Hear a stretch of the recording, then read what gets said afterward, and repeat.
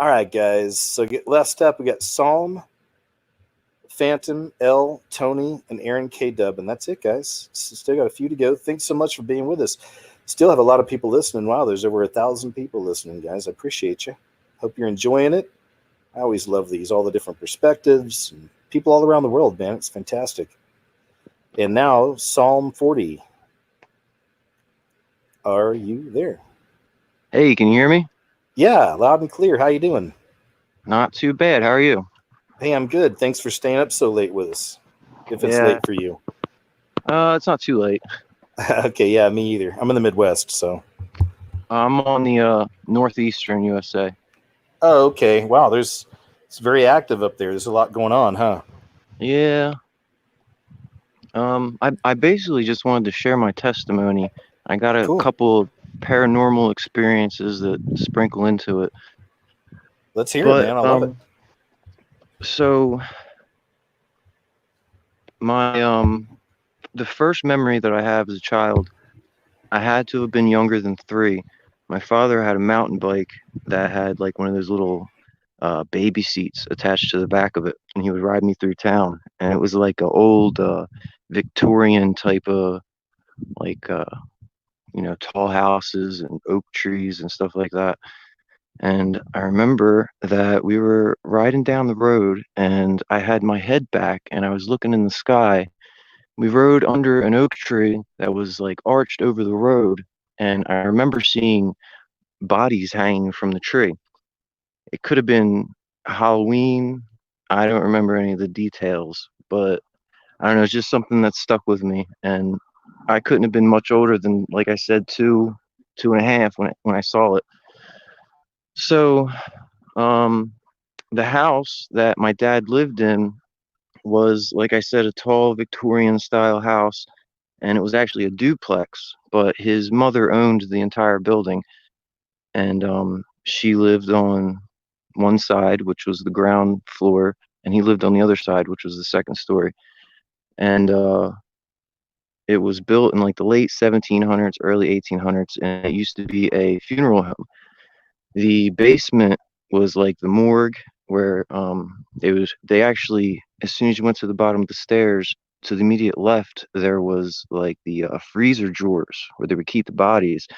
And I guess whoever redid the house to make it uh, modern and livable, they put cement over those things.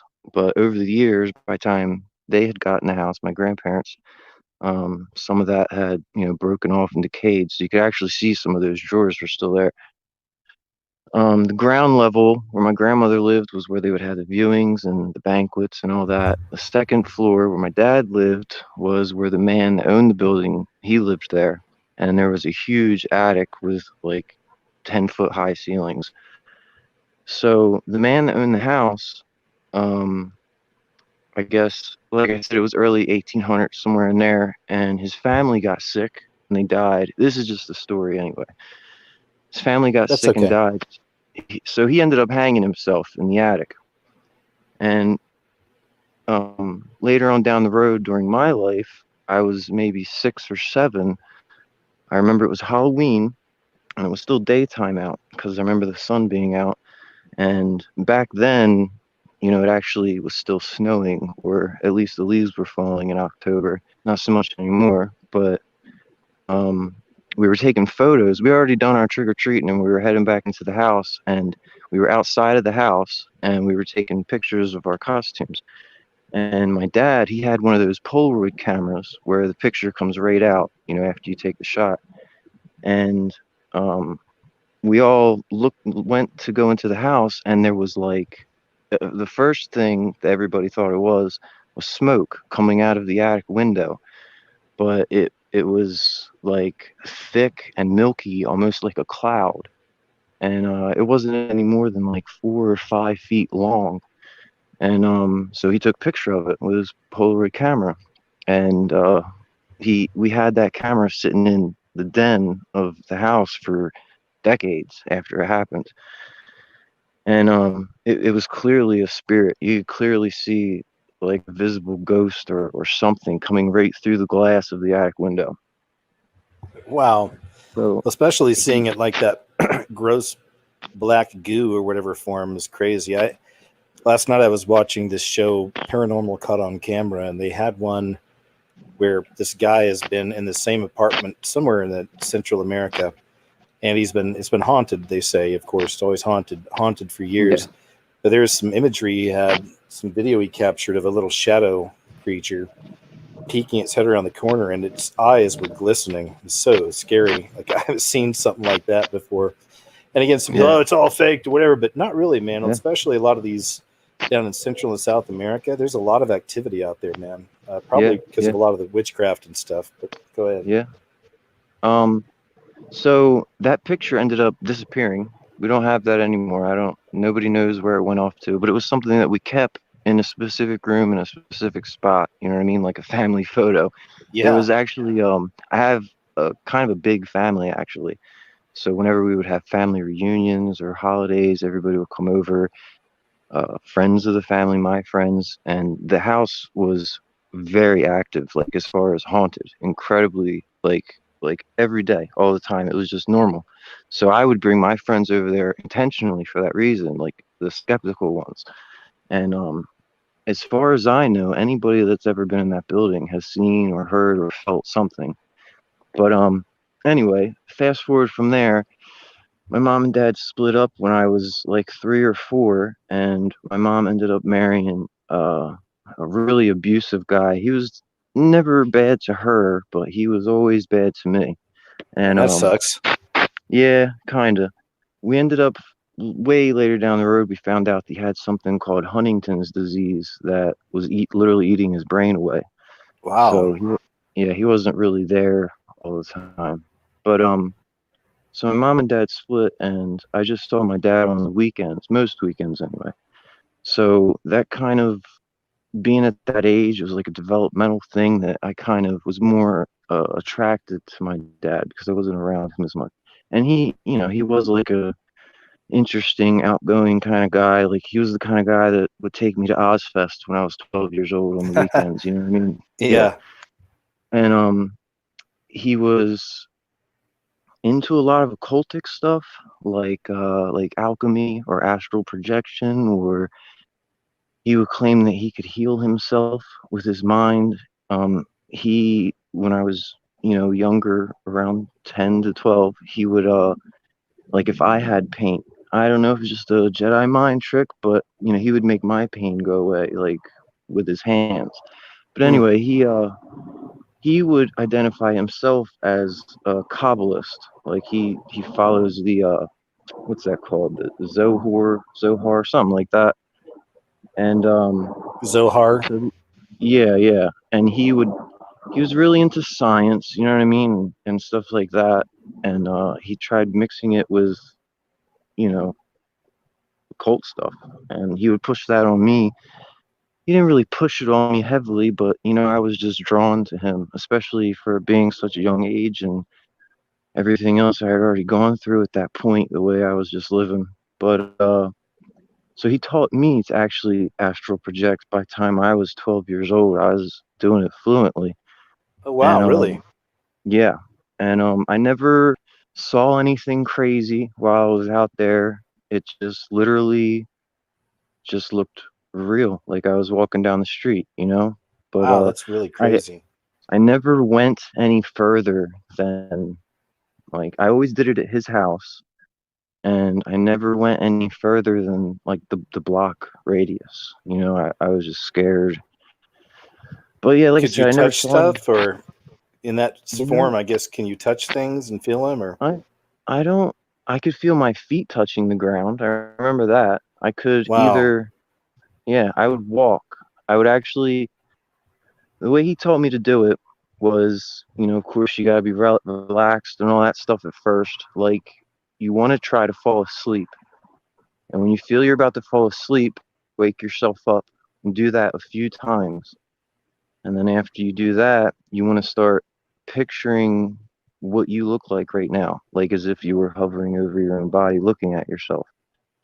And then once you have that well enough, then it's the tricky part is you just want to find that medium between falling asleep and waking yourself up while focusing on yourself at the moment.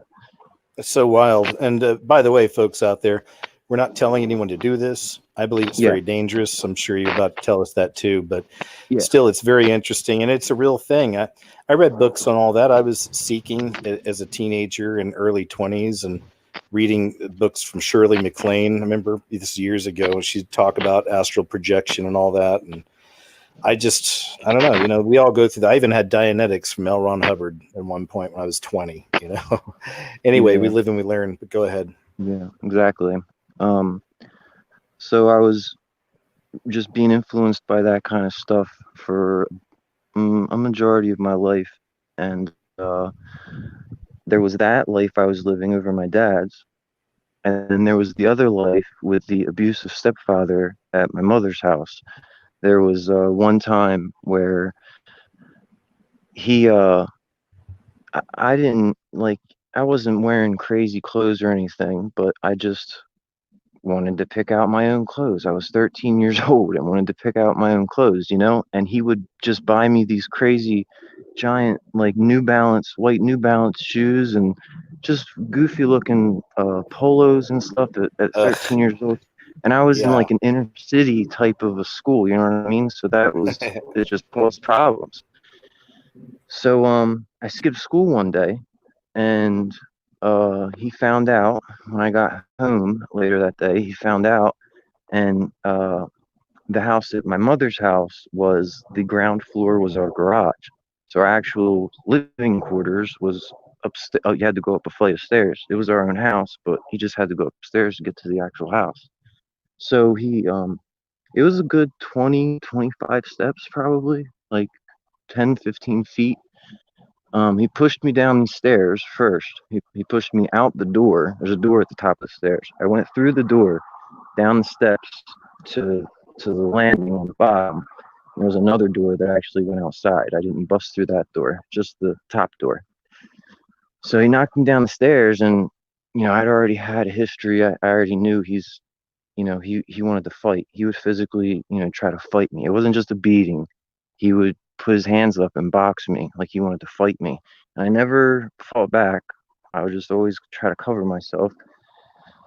So I ran out of the house, and there was sort of like a tree fort type thing that I had in our backyard. There was woods in our backyard. It was maybe 50 yards into the woods past our house. It was basically just a bunch of old twigs built up into a little teepee type thing. I went in there and hid out for a minute. Nobody knew of this place except for me and a couple of friends, so I knew I was safe. Well, we had, pens and pencils. We would draw in there. And there was a pair of scissors in there that I grabbed. And I grabbed the scissors and I came back out and I was trying to go back to my house. And he was in his pickup truck and he was trying to run me off the road. He came up onto the sidewalk and everywhere. He was trying to run me over. He was crazy in the past, but this was just something that I had never Wow. experienced with him before. Yeah. Yeah. So I went back in and out of the woods and all that, and he eventually caught up with me on foot, and I threw the scissors at him. And I've been going over what I wanted to tell you this whole time. I've been on hold since 3:30. I'm I know. I'm almost done. sorry, man. Thank you. No, yeah, it's all good. I actually got bumped to the back of the line a couple times because I lost connection. Oh, But anyway, okay. I've been listening to some other people and some of the things they're saying. It actually is bringing to light some other things that I just never even thought about before. But when he got out, my stepdad, I noticed like his eyes were just black, like he said. Like I don't know. I thought maybe his pupils were just big from the adrenaline, but thinking about it, they definitely were. Something was definitely up with his eyes. But Hmm. anyway, I threw the scissors at him and I cut him, but it wasn't anything serious, and that really pissed him off. So I ran to a friend's house and hid in the backyard, and I sat there all day, at least 12 hours. It was the middle I of the night. bet. Yeah, like 1, 2 a.m. before anybody found me. And I ended up going to live with my dad after that happened. And then just all the indoctrination from my dad with, scientism and his spirituality behind it, it just grew and grew and grew, and it was crazy. And I started getting into drugs at that point and alcohol and all that. I'm only, 13, 14. And so fast forward again, when I was 17, I dropped out of high school. I came back to live with my mom and my stepdad. I dropped out of high school my senior year of all years. And when I was 17, I signed up for the Army. And so my mom had to sign off on it for me to get into the Army. And this was 2005. So it was just shortly after the whole, thing that happened in New York. And I I was in the Army for only 3 years, 2005, 2008. I got stationed in Alaska, Fort Wainwright. Alaska is beautiful. It Oh was yeah. probably the best experience of my life. And this whole time, my dad acknowledged a God. It wasn't exactly a personal God like we would think of, but it was sort of like an entity, sort of. So I acknowledged a God. If you would have asked me back then about Christ, it would have been like asking a Muslim about Christ, like he's just some prophet that, no different than, I don't know, just some smart guy that knew his literature. But so I had always acknowledged a God, but there was no personal relationship really. There was like a really like I don't even know how to explain it. It's kind of the same, but it's definitely not the same. And there was no Christ at all. So that just blows the whole thing out of the water. So while I was in the military, there were a few different things that I saw while I was overseas that really started to make me question my government and just made me question a lot of different things actually. And Good. yeah, it real heavy, like firsthand experiences. I was a mechanic, and at the time I got selected to go into a class to fix these vehicles that were not released yet. And because of that, I got a security clearance, which, like, I don't know, it wasn't anything crazy, like, top secret or nothing like that, but it was a security clearance, and I was working Yeah. with other people. I had other friends that, we anybody that had there's different levels of security clearances. So if I'm a mechanic and you're a medic, but we both have the same level of security clearance, we may be working on different things, but we're still allowed access to a certain level of information. You know what I'm saying? So Oh yeah. anyway, I would, we would all talk and all that. But so kind of a side rail here, sidebar. One time when I was in Alaska, the barracks, right out back at the barracks, there was a patch of woods that's probably about a mile. On the other side of the patch of woods was a highway. Right on the other side of that highway was the liquor store. So we were always making that run. One time, it was nighttime. We were walking through the woods. It was me and two other guys. All three of us, as we're making our way through the woods, we're just BSing, So we're spread out a little bit.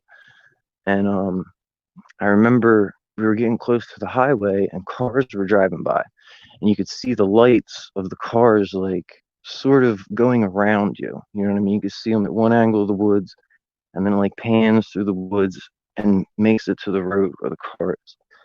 Well, I saw something in the corner of my eye as these lights were going by, and as I looked, the light was coming off of it. So I thought it was just trees, just the way it looked. And mind you, right before this happened, probably a couple months before this happened, this is around the time that the Fourth Kind movie came out. Have you seen that? Yeah. About the Didn't it kind of it connected the Greys to the fallen angels, didn't it? exactly, Yeah. exactly. So I'm all creeped out about aliens now after seeing this movie. And before I found Christ, I made that connection myself before about advanced intelligent beings from the abyss. That can go for two different kinds of paradigms. You know what I mean? Oh yeah. So I looked over in that area and it was dark. I thought it was just trees. They were real, thin, a whole bunch of really thin trees. Like I don't even know what kind of a tree it would be. But anyway, I'm looking and I'm trying to like squint through the dark and strain really hard. And as I'm moving, I see a glare and, well, two glares. It was eyes. I saw eyes. There's a lot of critters out in Alaska, so, it could have been anything. It was up pretty high, maybe like 10 feet, 8, 10 feet. And it was clearly eyes. I could tell it was eyes. So I'm thinking maybe an owl or bird. I wasn't very believing in like, Hmm. except for ghosts. You know what I mean? I believed in ghosts because I've had Yeah. experience with, but aliens and all that stuff. I wasn't really on that train yet. Yeah. But so another car comes by and it pans through the woods, and I'm telling you, I see like exactly what a typical gray would look like a stereotypical big-headed, long, scraggly armed looking alien. And Yep. it was like it was probably about 50 yards away, and there was trees between it, so I could just make out parts. But I'm constantly moving this whole time, so the trees are panning by, and I saw it. I saw the whole thing. It wasn't moving. It was staying perfectly still, but it was looking right at me, like 50 yards away. I Wow. bolted it. I took off, and like I said, there were two other guys with me, and we were all spread out a little bit. Like, I mean, within, I guess it was dark out, so it wasn't really within eyesight of each other. But anyway, nobody else saw anything. It was just me. Nobody saw anything. So I shrugged that off. Didn't worry about it. I got out of the army, and I had a kid. And then when the woman that I had my first child with, she was really messed up on drugs. So then I started to get really messed up on drugs. And because of that, I started getting messed up with the law. So now I'm in and out of jail for, 10 days, 20 days at a time, whatever. Me and her break up because I knew that, I can't do this anymore. I'm not going anywhere in my life. Things are getting worse. So I drop her, and her dad put a restraining order on me. Her whole family was just insane. He ended up putting a restraining order on me. Now, in the great state that I live in, I don't know about any other state, but if somebody has a restraining order on you, they can call the police whenever they want. You could be 10 miles away. If they call the police and say such and such is harassing me and I have a restraining order on them, police will pick you up, take you to jail, and then ask you questions later. So it was really messed up. It was Mhm. bad, Yep. horrible time. So the restraining order thing eventually came to the point where I had to do 180 days in jail, point blank period, no good time, no work time, 180 days, no matter what. Dang. So yeah, I was in there for about 2 months. Yeah, 2 months, and I was going to Bible study. This is when I was always into all kinds of theology and mythology and uh, philosophy. I was just always just interested in that stuff. Yeah, that's good. And so I would go to all the Bible studies. I went to all of them. It's something to do and it's something I'm interested in. So I did it. And there was probably out of literally 6 or 7 different little classes, groups, Bible studies, whatever. There was one group that they were pastors. They would come and see you at your cell. Once a week, they would pick somebody on the list and go see them at their cell and just chat for a half hour or whatever. So my turn came up. They came to come see me, and I was just telling them about how life was, and basically I told them this story right here that I'm telling you now. And so he said, what's stopping you from accepting Christ's gift of taking on your sin? What's stopping you from accepting that? And I said, I guess nothing. So I said a little prayer of salvation.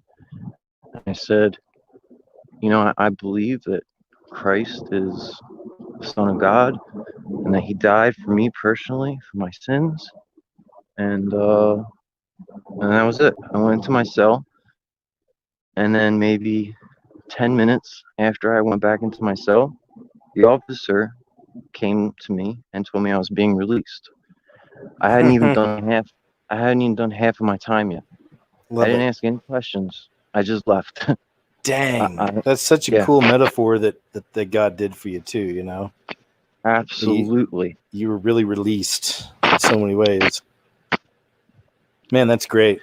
I love that. A- And the After that, gray alien story. Wow. Go ahead. yeah, after that, this was like 2012 maybe.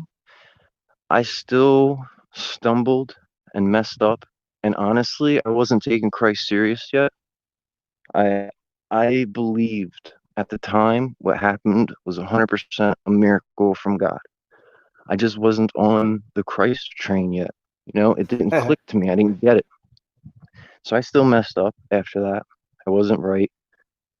Um, I I guess I don't know. I kept reading the Bible, and I started becoming aware of different like scholars, different interpretations and stuff like that. And I don't know, it's just the way that some people put things. The Bible is insane how intertwined and complex, and like some people will argue over like a passage. It means this, no, it means that.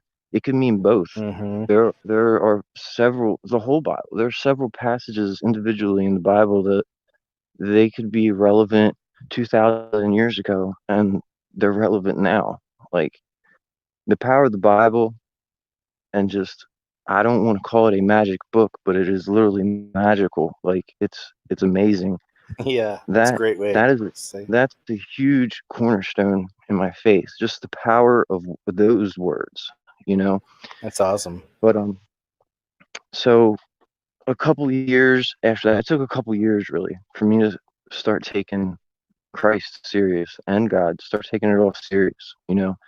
And I met the woman that is my wife now. I'd actually known her my whole life. We went to elementary school together. We had talked on and off, and Cool. we ended up getting married and having another kid of our own. He is 6 now, and she grew Congrats. up. Thank you very much. She grew up in a Jehovah Witness family, so her concept was a little messed up, like mine was To also. say the least, yeah. Well, Yeah, you both yeah, came from some religious programming, yeah. yeah, exactly.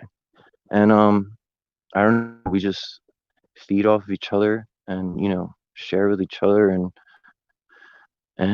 it's just gotten much better since then, you know. And It's and great. I don't want anybody to think that, you know, I've got the wrong idea, like and for anybody else that's wondering, anybody that wants to make Christ their savior, He's the Son of God. He died for your sins in particular, individually, so that you don't have to face God with sin on you. He took it on himself, so you don't have to do that. He took your sin and gave you his blood, so that when you do see God, God will see Christ's blood and not your sin. And I understand that and I accept that, and I hope everybody else does too. It's beautiful. Thank you. Thank you. That's it. Yeah, I guess. I guess that's All all I right. got. There's other people, you know. I want everybody That's else to okay. have No, a minute. I appreciate it. Psalm 40, man, both great stories, observations, and just you're a great guy, man. I appreciate you so much. You take care, okay? Yeah, thanks a lot. Okay, see you later.